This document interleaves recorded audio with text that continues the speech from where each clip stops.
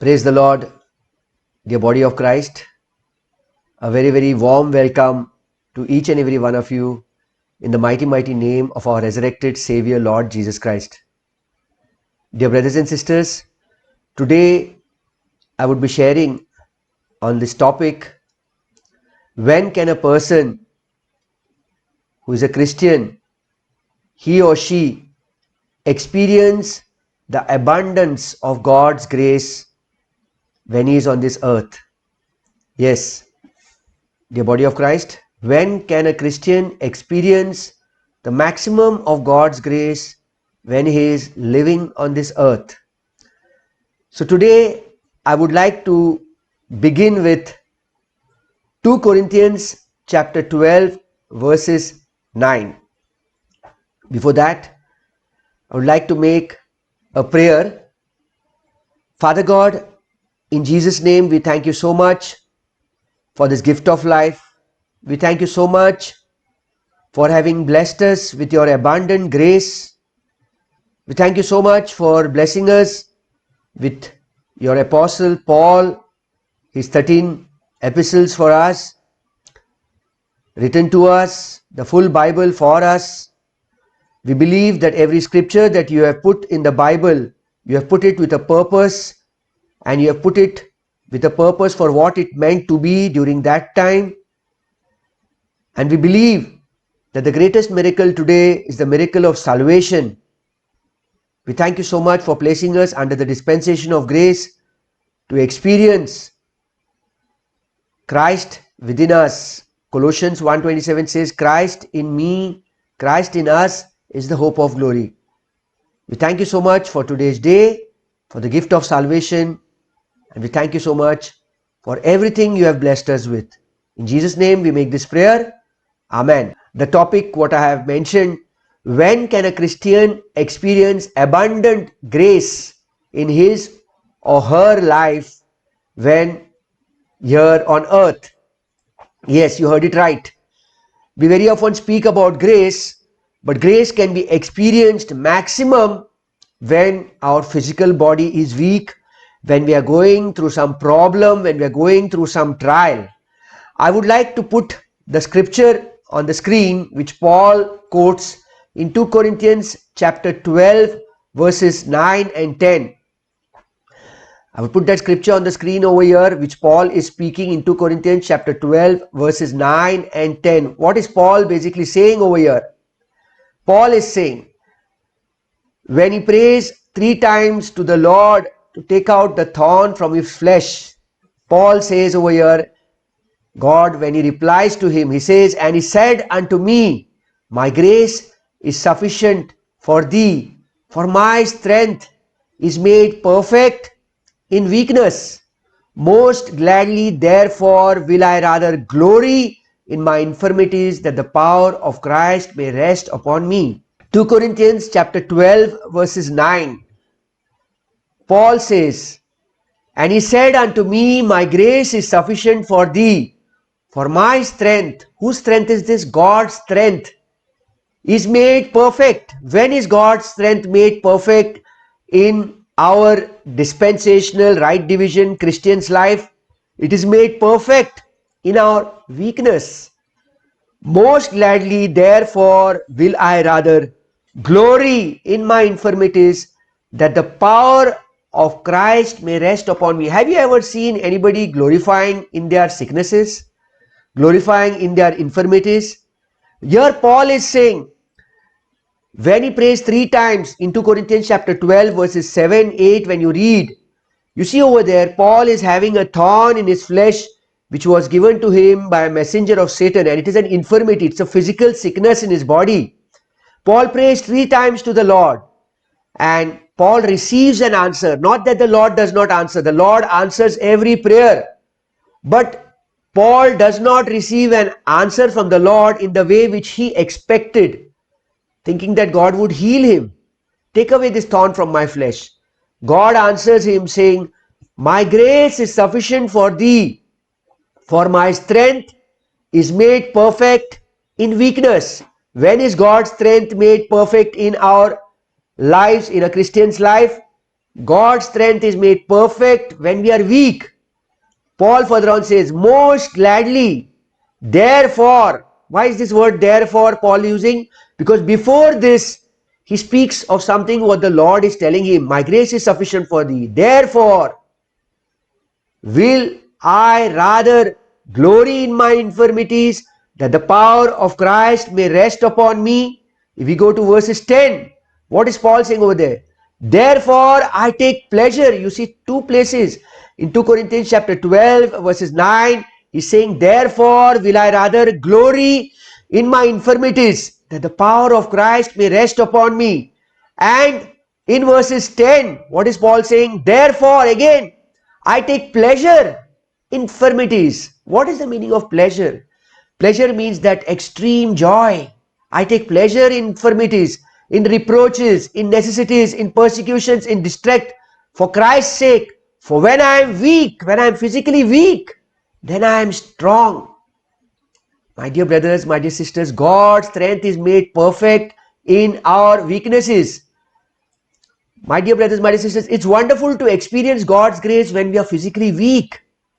So Paul over here is saying, I take pleasure in my infirmities. So today's topic, the body of Christ, is when can a Christian, new creation Christian, a Christian who is under the dispensation of grace, experience maximum grace of God. It's only when his body is physically weak, when he's going through some trial, through some problem, that he can experience God's grace to the maximum extent. And we see this example very clearly, which Paul speaks in 2 Corinthians chapter 12 verses 7 to 9. And in verses 9 and verses 10, Paul is basically glorifying in his weaknesses, glorifying in his infirmities, that the power of Christ may rest upon him.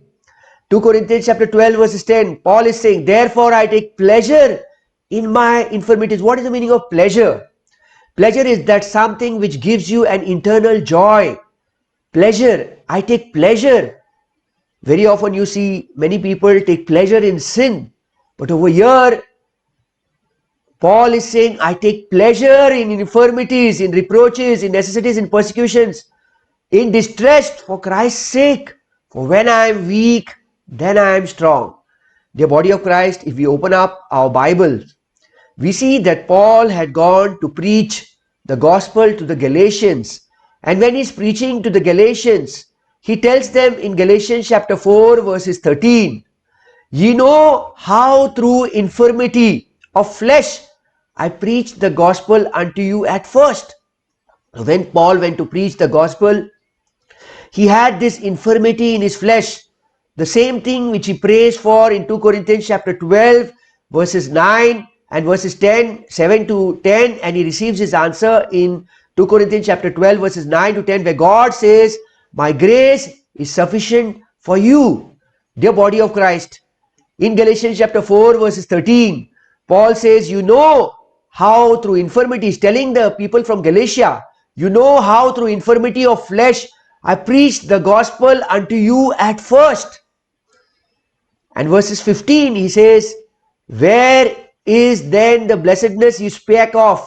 For I bear you record that if it had been possible, you would have plucked out your own eyes and had given it to me. We do not know what exactly was the infirmity of Paul. Maybe he had some weaknesses in his eyes.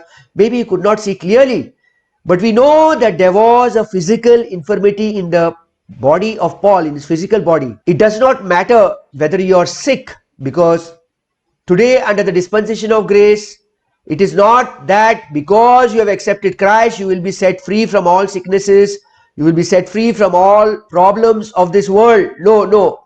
We very clearly see Paul, if we read the Bible in 1 Corinthians chapter 15 verses 19, we see Paul is saying over here, if in this life only we have hope in Christ, we are of all men most miserable.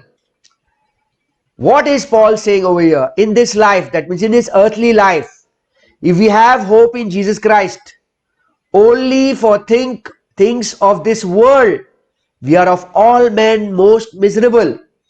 Paul is not saying not to have hope. He's telling us to have hope, but our hope is nothing linked to the things of this world, to our life in this world. Our hope is eternal. Paul is speaking. If you go to Titus chapter 1 verses 2, Paul is saying, in hope of eternal life, which God that cannot lie promised before the world began. What hope is he speaking? He's speaking of the hope of eternal life. Paul is speaking of the hope of eternal life. Dear body of Christ, if we see, there were many miracles, there were many healings that took place before the cross. I would like to put a few of those miracles here as I'm speaking to you. We see creation, one of the first miracles of God. When we read Genesis chapter 1 verses 1 to 27, we see the creation of God. Then we see in Genesis chapter 5 verses 24 where Enoch was caught up, Enoch was taken. Then when we read Genesis chapter 7 verses 17 to 24, we read about the flood, how God saved Noah and his family from the flood. God made the ark. Then if we go to Genesis chapter 11 verses 3 to 9, we read of God creating a confusion among those people who were trying to build the Tower of Babel. We read in Genesis chapter 19 verses 11, the Sodomites were blinded. We see how God destroyed the cities of Sodom and Gomorrah in Genesis chapter 19 verses 24 to 25. We see how God turned Lot's wife into a pillar of salt in Genesis chapter 19 verses 26. In Numbers chapter 22 verses 21 to 35, we see how God makes a donkey speak human language. If we read Exodus chapter 3 verses 3, we see God showing Moses the burning bush. If we go to Exodus chapter 4 verses 3 to 4 and Exodus chapter 4 verses 30, we see how God changed Moses' rod into a serpent. Further on, if we go to Exodus chapter 4 verses 6 to 7 and Exodus chapter 4 verses 30, we read how Moses put his hand and that hand in his pocket and it became leprous. Exodus chapter 7 verses 8 to 10, we read Aaron's rod changed into a serpent. Exodus chapter 7 verses 20 to 25, we read the river Nile turned into blood. Then we read all the plagues that God brought. Exodus chapter 8 verses 1 to 15, frogs. Exodus chapter 8 verses 16 to 19, gnats. Exodus chapter 8 verses 20 to 24, we read the flies. God sent flies. Exodus chapter 9 verses 1 to 7, murrain. Exodus chapter 9 verses 8 to 12, boils. Exodus chapter 9 verses 18 to 24, we read hail.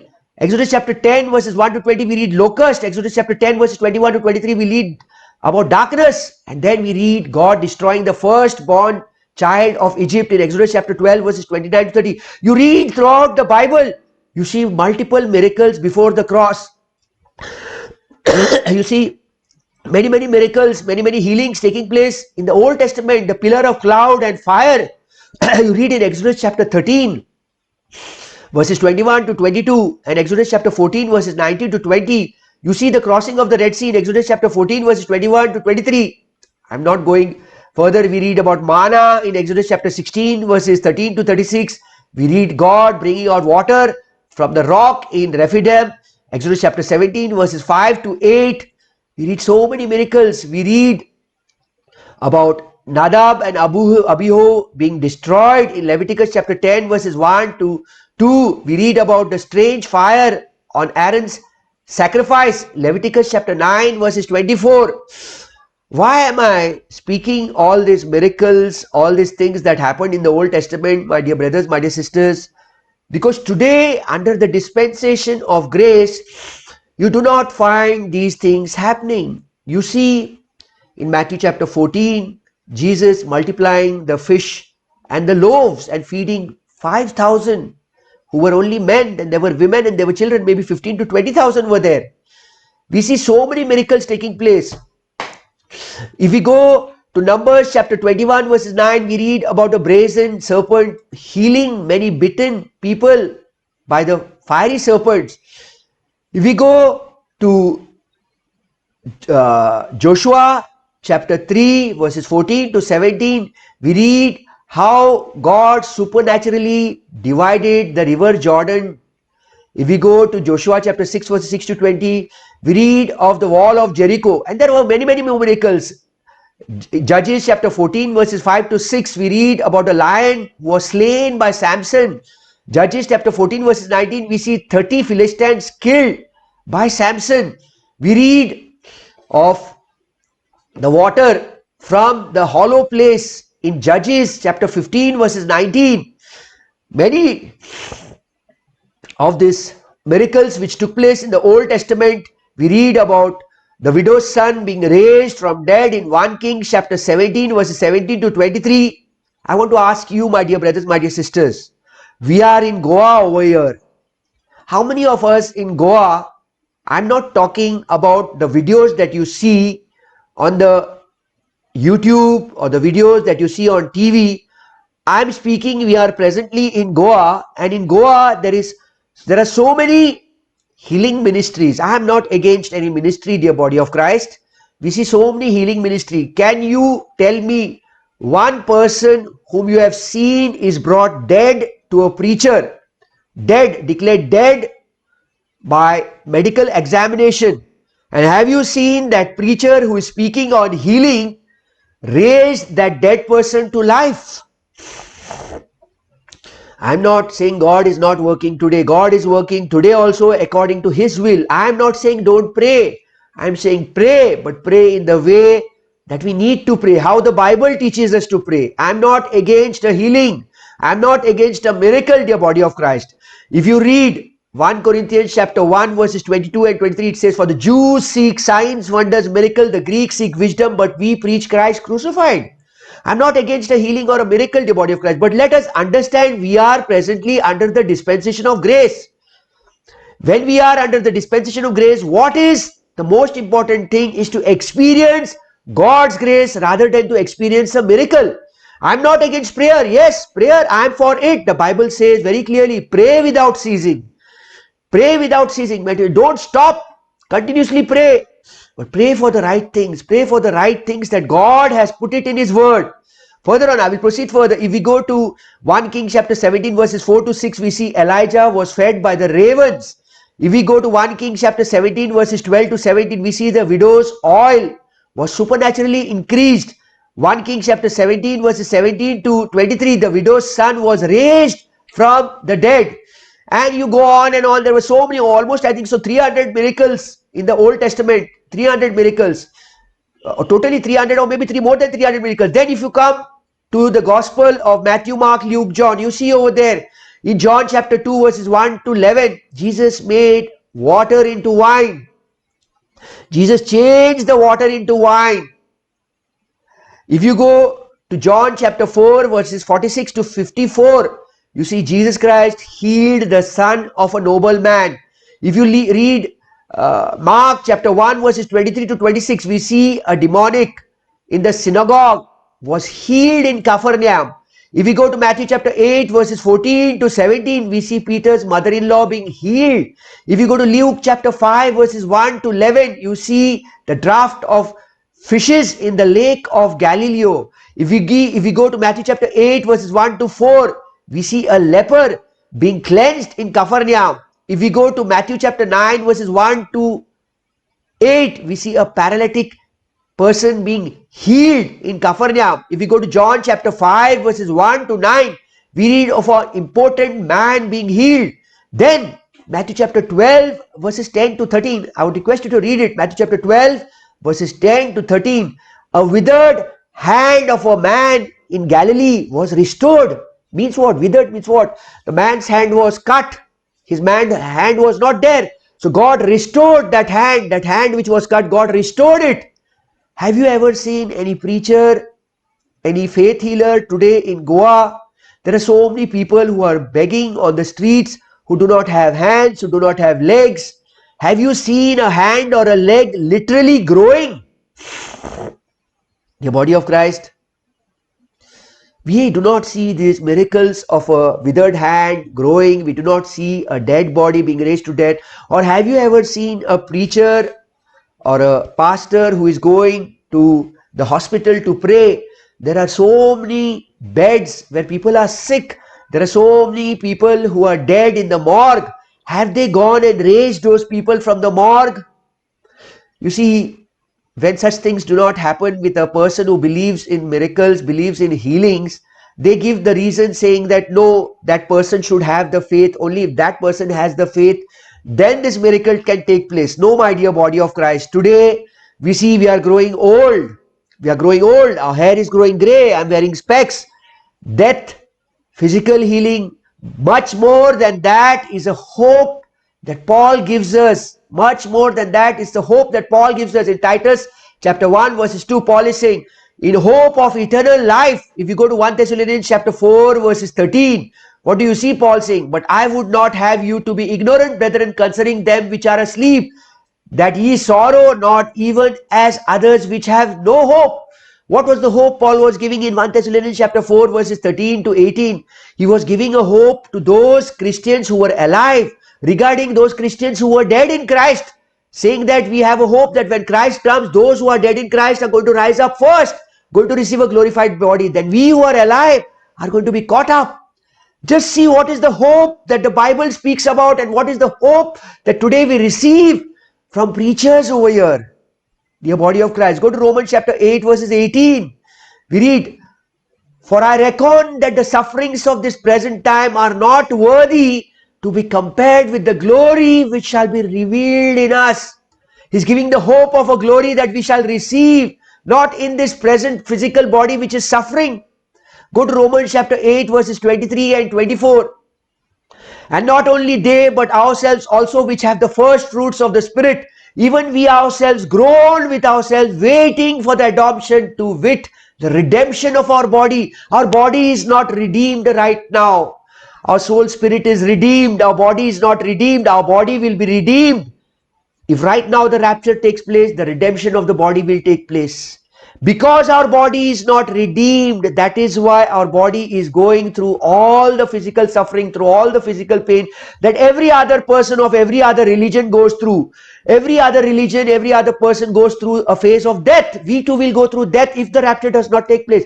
But if the rapture takes place, because you have trusted in the gospel, because you have believed that the blood of Jesus Christ was shed for the forgiveness of your sins, because you have believed that according to scripture Jesus Christ died, according to scripture Jesus Christ was buried, and according to scripture Jesus Christ rose again. You have believed that Jesus Christ took your penalty of your sin upon himself, and his righteousness has come upon you. Because of that, you will have eternal life, and this physical body will receive redemption. Romans chapter 8 verses 24. For we are saved by hope, but hope that is seen is not hope. For what a man seeth, why doth he yet hope for? If you are seeing a physical healing, there is no hope for it, but something which you cannot see right now. You cannot see that we are going to be saved, but you believe in your heart, that which you cannot see. That is the hope which we are hoping for. 2 Corinthians chapter 4 verses 17. Paul is saying, for our light affliction, which is but for a moment, this small suffering, this little suffering of ours, it's for a moment till the time we are in this physical body, worketh for us a far more exceeding and eternal weight of glory. For this light affliction, you may be going through a light affliction, through a light suffering in this physical body. Maybe some pain, maybe some sickness, you're taking some medicine, which is but for a moment. The moment you are released from this physical body, you will be receiving a glorified body. It's saying, worketh for us a far more exceeding an eternal weight of glory. The eternal weight of glory is our eternal life in Christ, having that glorified body. 2 Corinthians chapter 4 verses 18. While we look not at the things which are seen, but at the things which are not seen. For the things which are seen are temporal, but the things which are not seen are eternal. We cannot see our glorified body, but that glorified body, when we receive at the time of the rapture, that will be eternal. There will be no end to it. This physical body is temporary of ours, dear body of Christ. Further on, I will show you some more things. If you go to Matthew chapter 9 verses 1 to 8, you see Jesus healing a paralytic in Capernaum. Then further on, if you go to Matthew chapter 8 verses 5 to 13, you see a centurion's servant being cured of palsy.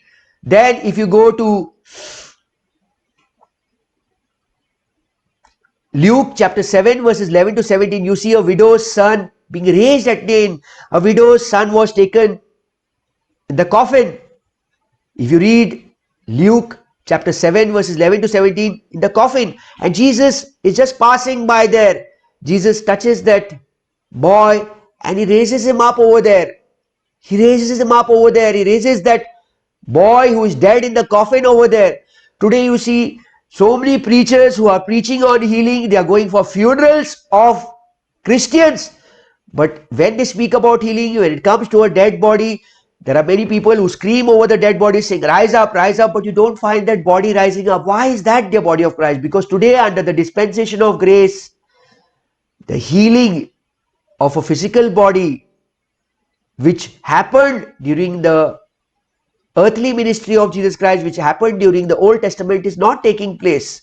Today you see people coming and saying, yes, I'm healed of a gland I had over here, a gland I had over here. I could not hear clearly. I can hear this clearly. I'm healed of cancer. But have you ever seen a person coming and saying, see, this hand of mine was cut. It was cut. This leg of mine was cut. And I went to this brother and this hand of mine grew. You will see people placing two hands like that, one hand up and down this way, saying, see hand is short. This hand is short, and then they pray, and then they say, see, the hand is grown and it's come to same size. The body of Christ. These are techniques which are done on videos. Why don't preachers who preach on healing go to the hospital and raise up those who are dead, raise up those who are terminally sick, give a hand or a leg to those who have withered hands and withered legs?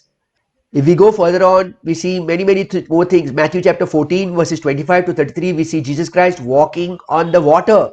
Matthew chapter 14 verses 15 to 21, we see Jesus Christ feeding 5,000 supernaturally. If we go to Matthew chapter 15 verses 21 to 28, Jesus healing the Syrophoenician daughter over there. Then again in Matthew chapter 15 verses 32 to 39, you see Jesus again supernaturally feeding 4,000 people. Then if you go to Matthew chapter 17 verses 24 to 27, you see the tribute of money supernaturally which Jesus provided. No, Jesus even told Peter to go and cast out his hook into the sea and take out the coin and pay his tax over here supernaturally. But today you see over here preachers asking for money.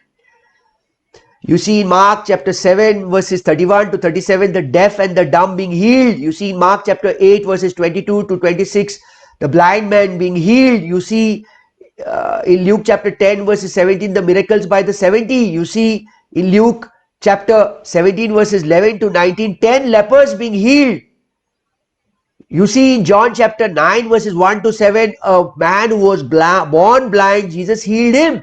John chapter 11 verses 38 to 44, Jesus Christ raised Lazarus from the dead. I'm just trying to put forth before you all, dear body of Christ, that today under the dispensation of grace, only here in Goa, you see, I'm not talking to you about the full of India or the full of the world. Just we are from Goa. Let us see in Goa, there are so many people preaching the word of God, and I think so many people, I'm not saying all, but there are many who are preaching on health and healing. Health and healing.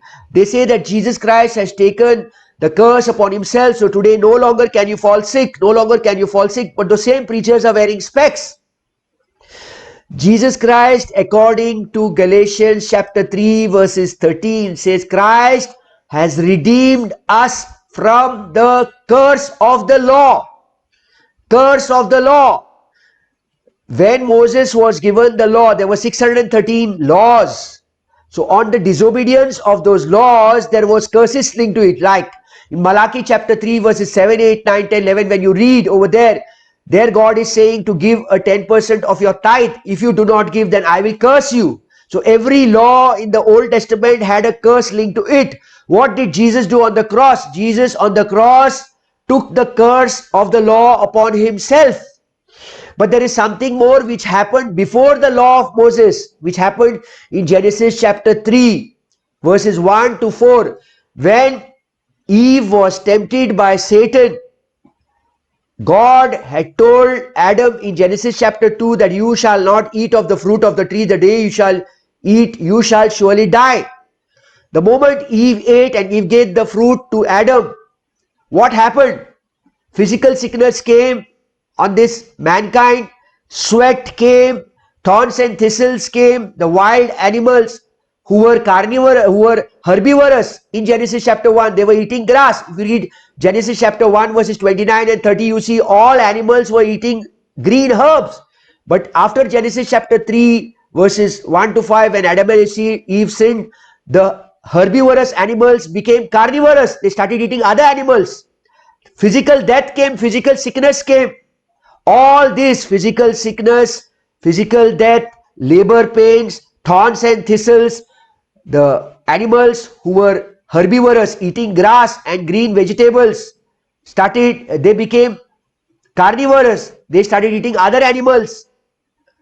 All these things are a result of the disobedience of Adam and Eve. Until today, even you and I are in a physical body. Our body is not redeemed. Just now, which I had quoted, waiting for the redemption of our physical body. Romans chapter 8 verses 23 it is. The redemption of our body.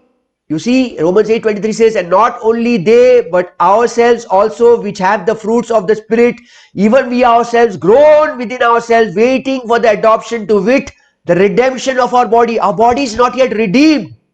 So the result of the disobedience of Adam and Eve is still there upon us. How this physical body will grow old with age. When I'm 70, 80, 90, I will grow gray hair. I'm wearing specs right now. I will have some problems, physical sicknesses in my body. What is this? This is not curse of the law. Curse of the law came from Moses because of disobedience of the law that God gave to Moses to give to the Israelites. There was curses linked to the disobedience of those law. It was that law curse which Jesus took on the cross. Galatians chapter 3 verses 13. Christ has redeemed us from the curse of the law. The Bible does not say in Galatians chapter 3 verses 13, Christ has redeemed us from the curse. I will put it on the screen over here. I will just put it. Galatians chapter 3 verses 13. You all can read it. Galatians chapter 3 verses 13. What does it say? It says over here, Christ had redeemed us from the curse of the law. You all can read it over here on the screen. It is there, the body of Christ. Christ has redeemed us from the curse of the law. Curse of the law. Christ has redeemed us from the curse of the law. This curse of the law was not there in Genesis chapter 3 because Moses was not yet present in Genesis chapter 3. The law came in Exodus chapter 19. Exodus chapter 19 and Exodus chapter 20 verses 1 to 17, you read the 10 commandments. Then God had given 613 laws to mankind. So Christ has redeemed us from the curse of the law. But this, what we're wearing, specs, our hair growing grey, we are falling physically sick, cold, fever, all the sicknesses which any other person has, you can pray for it. But I am telling you one thing, dear body of Christ, much more than that, pray that the grace of God is extended much more in our life. Paul, very clearly, he boasted in the grace of God. Paul boasted very clearly in the grace of God. If you read 2 Corinthians chapter 12 verses 9 and 10, what is Paul boasting in? And he said unto me, my grace is sufficient for you, for my strength is made perfect in weakness. Most gladly therefore will I rather glory in my infirmities, that the power of Christ may rest upon me. Verses 10, Paul is saying, therefore I take pleasure in infirmities, in reproaches, in necessities, in persecutions, in distress for Christ's sake. For when I am weak, when I am physically weak, I am still strong. I am strong, Paul is saying. For His grace is sufficient for me. His grace is sufficient for me. His grace is sufficient for me. I'll rather glory in my infirmities, that the power of Christ may rest upon me. My grace is sufficient for you. The body of Christ, you see so many miracles which took place before the cross. Even after the cross, there were miracles. But those miracles started reducing slowly by slowly with Paul's ministry too. Paul also raised the dead. Paul also laid hands for the Holy Spirit. Paul also healed. But there were times, there were moments when Paul could not heal himself. He could not heal Tropemius. He could not heal Timothy. He told Timothy to drink a little bit of wine. So dear body of Christ, many, if you read Mark chapter 11 verses 12 to 14, Jesus cursed the fig tree. Luke chapter 18 verses 35 to 43, you see two blind men being cured in Jericho. You see Luke chapter 14 verses 1 to 6, a man with dropsy was cured. In Luke chapter 22 verses 50 to 51, you read the soldier's ear that was cut. Malchus's ear was healed. in John chapter 21 verse 1 to 14, you see the second draft of fishes. Jesus told them to cast the net. They cast the net and they caught a big fish. You see so many miracles in the Gospels over here. But today, have you ever seen a preacher walking on the water? No, Jesus walked on the water. The body of Christ. My main purpose for you to tell you is that today's day, in our dispensation of grace, much more than anything, much more than a miracle, much more than a healing, the grace of God is much more. If you see in Acts chapter 9 verses 40, Dorcas's life was restored. If you see Paul raised a man named Eutychus who had fallen down from the third floor. That is in Acts chapter 20 verses 10. Acts chapter 20 verses 10, Eutychus who died, Paul restored him. In Acts chapter 28 verses 5, Paul was not harmed by a viper's bite. In Acts chapter 28 verses 8, Publius' father was healed. But later on, you see a transition in the ministry in the book of Acts. Later on in Paul's life, you see, I will putting up the scriptures over here. You see many who were not healed. You see Trophimus, Paul left Trophimus sick. You see Timothy, Paul told Timothy, drink a little bit of wine. By drinking a little bit of wine, you will be healed. Drink a little bit of wine. In 1 Timothy chapter 5 verses 23, you can read over here. Drink no longer water, but use a little wine for thy stomach's sake and thine often infirmities. Paul never went and laid hand on Timothy and said, the stomach pain disappear right now, or spirit of pain disappear right now. If you go to 2 Timothy chapter 4 verses 20, what do you see over here? Here you see Erastus abhorred at Corinth, but Trophimus have I left at Miletum sick. Trophimus was one of the companion of Paul. He left him sick over there and proceeded on his journey. Dear body of Christ. Paul himself, you see Paul himself, he prayed 3 times for his healing. In 2 Corinthians chapter 12 verses 7, 8, 9, and you see God saying, my grace is sufficient for you. Paul had come to the people from Galatia in Galatians chapter 4 verses 13. You see, ye know how through infirmity of flesh I preached the gospel unto you at the first. That means when Paul was sick, he came to preach the gospel to the Galatians. And Paul said, if it was possible, you would have plucked out your own eye and given it to me. You would have plucked out. Galatians chapter 4 verses 15. Dear body of Christ, if we read Matthew chapter 8 verses 17, we read over here in Matthew chapter 8 verses 17, that it might be fulfilled which was spoken by Isaiah the prophet, saying, himself took our infirmities and bore our sicknesses. Matthew chapter 8, Jesus fulfills a prophecy, which this was an Old Testament prophecy, which said, himself took our infirmities and bore our sicknesses. This Matthew chapter 8 verses 17 was a fulfillment by his healing the sick in the previous verse. If you go to verse 16, in verse 16, Jesus Christ healed when the even was come. They brought unto him many that were possessed with devils, and he cast out the spirit at his word, and he healed all that were sick. Jesus healed all that were sick. Not one person was sick over there in Matthew chapter 8 verses 16. So Matthew chapter 8 verses 17 is a fulfillment of what Jesus did in Matthew chapter 8 verses 16. This was to the nation of Israel, the body of Christ. Because if we see Matthew chapter 10 verses, Matthew chapter 15 verses 24, you very clearly see Jesus Christ said to the woman, Matthew chapter 15 verses 24, I have come except for the lost sheep of the house of Israel. Matthew chapter 15 verses 24. But he answered and said, I am not sent but unto the lost sheep of the house of Israel. Jesus is fulfillment of the prophecy to Israel, that he healed the sick. He himself took their infirmities. Matthew chapter 8 verse 17, that it might be fulfilled which was spoken by Isaiah the prophet, saying, himself took our infirmities and bore our sicknesses. This was a fulfillment of the prophecy which took place in Matthew chapter 8 verse 16, where he healed everybody who was sick.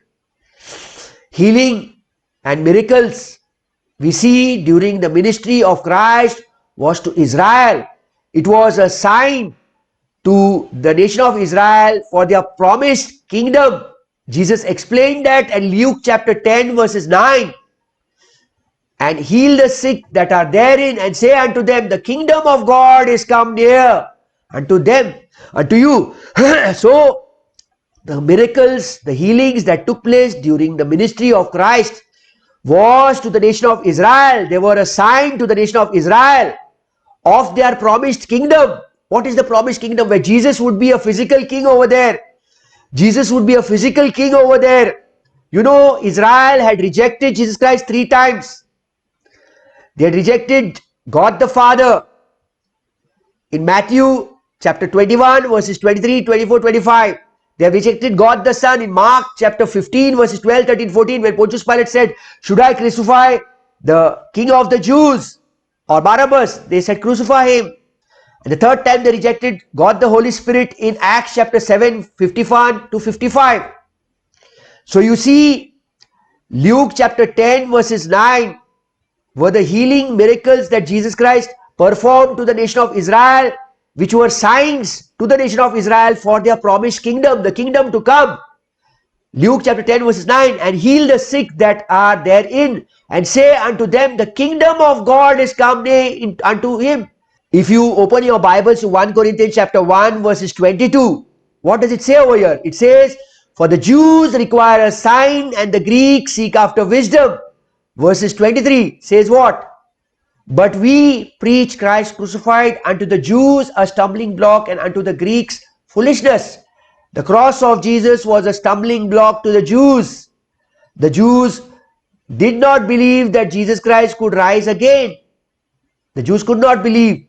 For the Jews require a sign, 1 Corinthians chapter 1 verses 22 and 23. For the Jews require a sign and the Greeks seek after wisdom. Verses 23 says, but we preach Christ crucified. So the signs, wonders, miracles was for whom? Was for the Jewish nation. This is what we read in Luke chapter 10 verses 9. When Jesus is saying over in Luke chapter 10 verse 9, and heal the sick that are therein, and say unto them, the kingdom of God is come near. So the healing ministry of Jesus was for the Jews, for the nation of Israel, which was a sign to the nation of Israel about regarding their promised kingdom to come. What was the promised kingdom? Where Jesus Christ would be a physical king. But the Jews had rejected Jesus 3 times. If we see, dear body of Christ, there were so many preachers who prophesied, maybe in Goa, maybe in India or abroad, regarding this coronavirus. And what do we see today? Many preachers who quoted Matthew chapter 8 verses 17 regarding coronavirus. No, they quoted Matthew chapter 8 verses 17 that it might be fulfilled, which was spoken by Isaiah the prophet himself. He took our infirmities and bore our sicknesses. Many of them prophesied about these sicknesses, about this coronavirus, saying that coronavirus is to go. We are praying to God, we are praying and we are fasting, but till today coronavirus is not yet gone. We see today we very often fall sick and we are weak, yet we can experience the grace of God mightily. We see, if we read Romans chapter 8 verses 3, Jesus was made in the likeness of sinful flesh, for what the law could not do, in that it was weak through the flesh, God sending his own Son in the likeness of sinful flesh, and for sin, condemned sin in his flesh. Jesus was touched with the feelings of our infirmity. We read Hebrews chapter 4 verses 15. For we do not have a high priest which cannot be touched with our feelings of our infirmities, but was in all points tempted like us. We are yet without sin. In all points, Jesus was tempted just like us. We use all the scriptures of the Bible, right from Genesis to Revelations. 2 Timothy chapter 3 verse 16. All scripture is inspired by God and is profitable for doctrine, for reproof, for correction. All scripture is for us, but all scripture is not addressed to us.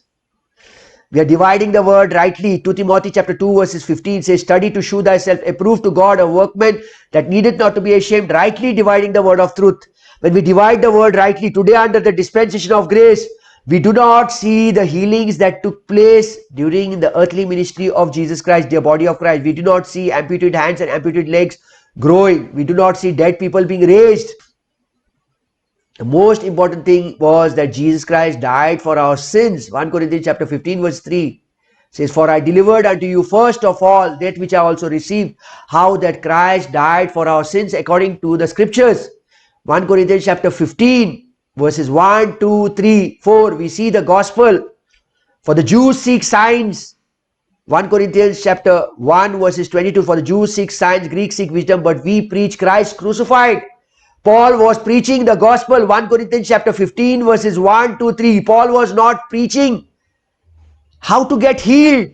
You can read Paul's epistles. Not in one place is Paul speaking how people can receive healings. Paul is not prophesying on people saying that you are healed of this, you are healed of this. Paul is nowhere preaching. Our example is Paul. 1 Corinthians chapter 4 verse 16, 1 Corinthians chapter 11 verses 1. Paul is saying, follow me just as I follow Jesus Christ. If you go to 2 Corinthians chapter 12 verses 7, 8, 9, 10, which I already quoted, Paul prayed over there 3 times.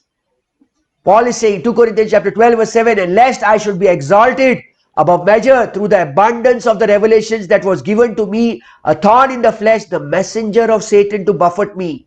Paul was a man of God. He wrote 13 epistles, 13 letters he wrote, and yet Satan had right over his physical body. The messenger of Satan attacking a man of God's physical body. Lest I should be exalted above measure. Dear body of Christ, 2 Corinthians chapter 12 verses 7. Paul was attacked in his flesh by a messenger of Satan. 2 Corinthians chapter 12 verses 8. For this thing I besought the Lord 3 times. 3 times Paul prayed to the Lord. And 3 times God answered Paul in 2 Corinthians chapter 12 verses 9. And he said unto me, my grace is sufficient for thee, for my strength is made perfect in weakness. Most gladly therefore will I rather boast in my infirmities, that the power of Christ may rest upon me. The body of Christ. Paul traveled with a doctor. Paul traveled with a physician.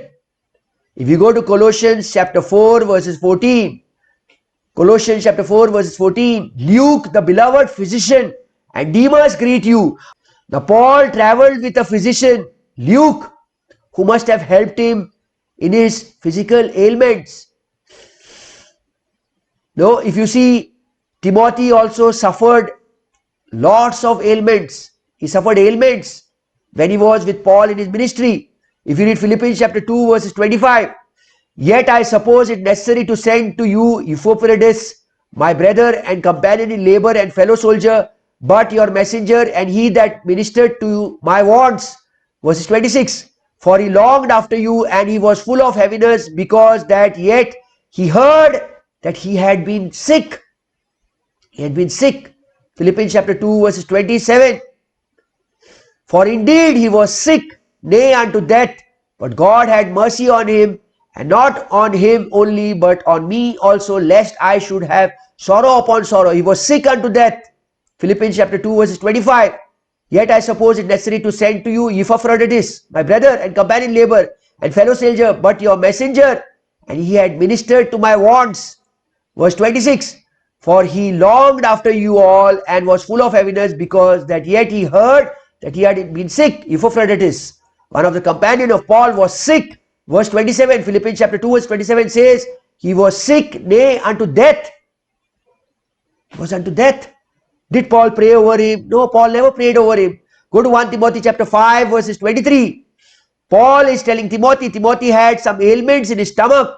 Drink no longer water, but use a little bit of wine for stomach's sake and thine often infirmities. Paul never went and laid hands on Timothy and said, Timothy, right now in the name of Jesus or by the blood of Jesus, get healed. Nowhere Paul played through the blood of Christ for the healing of anybody. The blood of Christ was shed not for physical healing. The blood of Christ was shed for the forgiveness of our sins. Very often people use the blood of Christ, just as in the book of Exodus, they use the blood of that lamp to put it on the door lintel, where God says, apply this blood on the door lintel and I will pass over. The eldest child from that family will not die. But wherever there is an Egyptian house and the blood of that lamp is not on the doorpost, that eldest child will die. People are using that blood of that lamb over here today under the blood of Christ. The blood of Christ today was not shed for your physical healing, for my physical healing. The blood was shed only for the forgiveness of our sins. Go to 2 Timothy chapter 4 verses 20. Erastus abode at Corinth, but Trophimus have I left at Miletum sick. Paul left Trophimus sick over there and proceeded on his journey. Paul never laid his hands and prayed over Trophimus, the body of Christ. God's message today for us is not that he has come to heal the sick or heal the wounded. The message of immunity to sickness, pain, death would be only to the nation of Israel. That was in a different dispensation in Matthew, Mark, Luke, John. Today God's message is that His grace is sufficient for us. His grace is sufficient for those who are weak in their flesh. His grace is sufficient for the weakest of all the sinners in their sicknesses, in their infirmities. Romans chapter 5 verses 8. But God commended His love towards us in that while we were yet sinners, Christ died for us. Dear body of Christ, today's message of the gospel is that God's grace is sufficient to save the most weakest of sinners even when he is physically sick. While we were yet sinners, Christ died for us. Today we may get sick in our flesh, but God gives us that extraordinary spiritual strength, that extraordinary grace to our inner man. He increases us in our faith. When we are weak in our flesh, then we are strong. When we are weak in our flesh, then His grace is magnified much more. The body of Christ. Today you and I do not live in the kingdom to come which the nation of Israel was waiting for, the kingdom to come where Jesus Christ would be the physical king. There was a perfect healing over there. There would be no sickness, no death, no pain over there. Today we live, you and I live in a broken world. You and I live today under the dispensation where people fall sick, people physically die. Go to Galatians chapter 1 verses 4. Who gave Himself for our sins that He might deliver us from this present evil world. According to the will, this world is evil. There is sickness, there is pain in this broken world. The body of Christ. Today, Jesus has not come to heal us of our infirmities, but He has come to set us free from our sins. God wants us to minister the bearing of infirmities in our weaknesses through His strength. Go to Romans chapter 15 verses 1. You go to Romans chapter 15 verses 1. It says over here, we then that are strong ought to bear the infirmities of the weak and not to please ourselves, not give a false hope.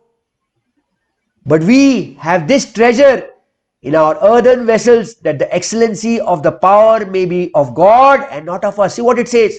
But we, you and I, have this treasure. We have this treasure in our earthly body, earthly vessels, that the excellency of the power may be of God and not of us. It should be of God, not of us. 2 Corinthians chapter 4 verses 8. We are troubled on every side, yet not distressed. We are perplexed, but not in despair. If ministers of God, those who are preaching, those who are teaching God's word, pastors, were all spared from sicknesses, then our bodies would never point out to the power of Christ. If we would never fall sick, if we would never had problems, diseases, sicknesses, we would never be pointing out to the power of Christ. It requires the power of Christ today where we can live in this fallen world. The body of Christ. We need to know and experience that when we are weak, then we are strong. We should physically acknowledge, all of us, we should acknowledge that we are all weak and one day we will all die. But we should remember till that day what Paul is saying in 1 Corinthians chapter 6 verses 19 and 20. What? Know you not that your body is the temple of the Holy Ghost which is in you, which you have of God, and you are not your own. Verses 20. For you are bought with a price, therefore glorify God in your body. Whatever is your bodily sickness, glorify God in your body, in your spirit, which are God's. This is His. Glorify God. If you're going through sickness, if you're going through pain, if you're going through some problem, glorify God just as Paul glorified God. Paul glorified God. Therefore, most gladly will I rather boast in my infirmities, that the power of Christ may rest upon me. We should acknowledge, dear brothers and sisters, Philippians chapter 1 verses 20 says, according to my earnest expectation and my hope, that in nothing I shall be ashamed, but that with all boldness as always, so now also Christ shall be magnified in my body, whether it be life or be death. Be it living or be it dead, we shall glorify Jesus Christ in this physical body of ours, dear body of Christ. God's strength is made perfect in our weaknesses. 2 Corinthians chapter 12 verses 9. And he said unto me, my grace is sufficient for thee, for my strength is made perfect in weakness. When I am weak physically, when I am weak, that is the time the strength of God is made perfect in my life. Romans chapter 8 verses 18. For I reckon that the sufferings of this present time are not worthy to be compared with the glory which shall be revealed in us. You may be going through a lot of suffering in this physical body, but you cannot compare this suffering to the glory which will be much more in the suffering that you're going through in this present time. We should remember that the sufferings of this present time are not worthy to be compared with the glory that we will be revealed when we will be having that glorified body. Paul is saying in 1 Thessalonians chapter 5 verses 16, 17 and 18, what is Paul saying? Rejoice evermore. Yes, dear body of Christ. No matter what pain you're going through, no matter what suffering you're going through, rejoice forevermore. 1 Thessalonians chapter 5 verses 17. Pray without ceasing. See, these verses just have 1 or 2 or 3 words. 1 Thessalonians 5 verses 16. Rejoice evermore. 1 Thessalonians chapter 5 verses 17. Pray without ceasing. And 1 Thessalonians chapter 5 verses 18. In everything, whatever, in your pain, in your suffering, give thanks. For this is the will of God in Christ Jesus concerning you. These words, 1 Thessalonians 5 verses 16. 1 Thessalonians 5 verses 16 which says rejoice evermore. 1 Thessalonians chapter 5 verses 17 which says pray without ceasing. Nowhere you find this in the verses in Matthew, Mark, Luke, John. In Matthew, Mark, Luke, John, Jesus says, could you not stay awake even 1 hour with me? But Paul over here is saying, pray without ceasing. We have to pray continuously. What is our prayer? Verses 18. In everything, give thanks. For this is the will of God in Christ Jesus concerning you. In everything, you may be having physical pain, you may be having physical suffering, you may be going through financial problems. In everything, give thanks. For this is the will of God. Why? Because Romans chapter 8 verses 28. What does Romans chapter 8 verses 28 say? Romans 8 verses 28 says, all things work together for good to those who love God and to those who are called according to His purposes. Romans chapter 8 verse 28. All things, not few things, all things, death, life, everything work together for good to them that love God, to them who are called according to His purposes. 1 Thessalonians chapter 5 verses 17. Pray without ceasing. 1 Thessalonians chapter 5 verses 18. In everything, give thanks, for this is the will of God in Christ Jesus. So today, dear body of Christ, if you have been praying and praying and praying and praying for a certain healing, for certain things, remember one thing, Paul also prayed for a physical healing. If you go to 2 Corinthians chapter 12 verses 7, 8, 9, 10. 2 Corinthians chapter 12 verse 7. And lest I should be exalted above measure through the abundance of the revelations that was given to me, a thorn in the flesh, the same messenger of Satan to buffet me, lest I should be exalted above measure.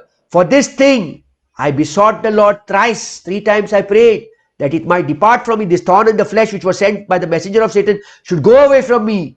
Verses 9, Paul is saying, and God said to me, my grace is sufficient for you, for my strength is made perfect in weakness. So God's grace is sufficient for you and for me in our weaknesses. His strength is made perfect in our weaknesses. Therefore, Paul is saying, most gladly, therefore, will I rather glory in my infirmities, that the power of Christ may rest upon me. Verses 10, 2 Corinthians chapter 12 verse 10. Therefore, I take pleasure in infirmities, in reproaches, in necessities, in persecutions, in distress for Christ's sake. For when I am weak, then I am strong. You see people coming and sharing their testimonies, saying, oh, I was sick and I prayed and I was got healed and this gland disappeared and that gland disappeared. But you see over here the testimony, what Paul is sharing, the testimony of Jesus is the spirit of prophecy. What is Paul glorying in? Therefore I take pleasure in infirmities. Infirmities means in sicknesses, in reproaches, in necessities, in persecutions, in distress for Christ's sake. For when I am weak, then I am strong. So dear body of Christ, if you all have any questions, please feel free to ask. Please feel free to ask. I would like to thank each and every one of you for sparing your time. I would like to thank each and every one of you for watching and listening to this teaching. God bless each and every one of you. Thank you very, very much. God bless you.